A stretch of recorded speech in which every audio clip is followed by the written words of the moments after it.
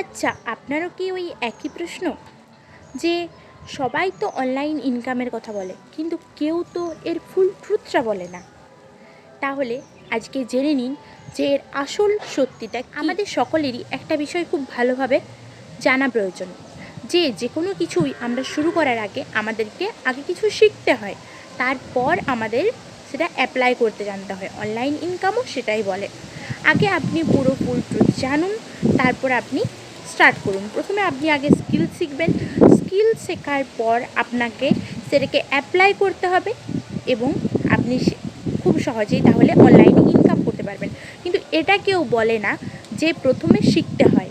কিন্তু যদি আপনি কনসিস্টেন্সি মেনটেন করতে না পারেন, তাহলে কি করে করতে পারবেন বলুন?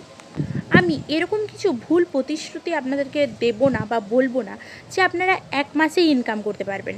আমি বলবো যে আপনারা যদি তবে লেগে থাকেন, তাহলে কিন্তু আপনারা কিছু না করার চাইতে তো ভালো যে 2 থেকে 3 মাস বা 6 মাস পর কিছু শিখে আমি সেটা থেকে ইনকাম ক্রিয়েট করছি।